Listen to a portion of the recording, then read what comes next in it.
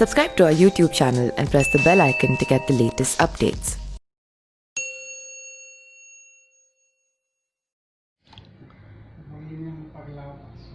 अयोध्या राम मंदिर निर्माण की प्रक्रिया में 5 अगस्त को भूमि पूजन और शिलान्यास के दौरान सब कुछ पीले और भगवा रंग में नजर आया। प्रधानमंत्री नरेंद्र मोदी अगर वहीं पीले रंग के कुर्ते में वहां पहुंचे तो पूजन कार्य संपन्न कराने वाले पंडित भगवा और पीले रंग में थे। पूरा स्थल भी इन्हीं दो रंगों में नहाया था। साथ ही वहां आए सभी अतिथि और श्रद्धालु भी इन्हीं रंगों में थे।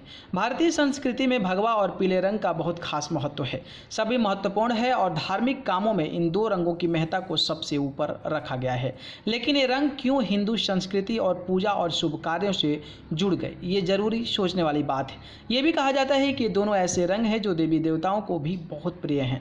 रंग यूं भी हमारे जीवन से खास तौर से जुड़े हुए हैं। हर अवसर पर एक खास रंग होता है। देश दुनिया की तमाम बातें और चिन्ह रंगों के जरिए रिफ्लेक्ट की जाती है। झंडों में इस्तेमाल होने वाले रंगों का अपना खास अर्थ होता है। रंग हमारी आंखों की एक खास फ्रिक्वेंसी से मिलने पर खुद को जाहिर करते हैं। विज्ञान के तौर पर देखें तो पीला रंग वह रंग है जो मानवीय आंखों की शंकुओं में लंबे व मध्यमक दोनों तरंग दैर्घ्य वालों को प्रभावित करता है। ये वो रंग है जिसमें लाल और हरा दोनों रंग बहुलता में होता है।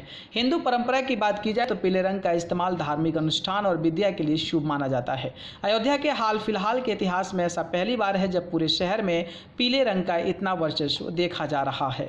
प्रशासन ने मंदिर के आसपास के क्षेत्र को प्रशासनिक तौर पर येलो जोन के तौर पर बनाया है। शहर के महत्वपूर्ण स्थलों और सड़कों के किनारे की दीवारों को पीले रंग से रंग दिया गया। इसमें मकान, दुकानें और अन्य निर्माण सब शामिल हैं।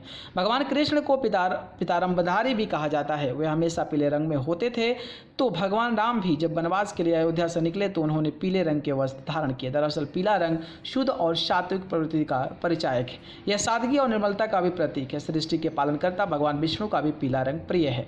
पीला रंग धारण करने से हमारी सोच सकारात्मक होती है। हमारे सृजन का भी प्रतीक है। ये हमें परोपकार करने की प्रेरणा देती है। हिंदू धर्म में शुभ कामों में पीले रंग के वस्त्रों का इस्तेमाल खूब होता है। मांगलिक कार्यों में पीले रंग की हल्दी इस्तेमाल होती है। वहीं ज्योतिष शास्त्र में माना जाता है कि पीला रंग मन को शांत रखता है, नकारात्मक विचारों को भी दूर रखता है। भगवा को भी पीले रंग का एक विस्तार माना जाता है। आमतौर पर सन्यासी नारंगी भगवा वस्त्र पहनते हैं।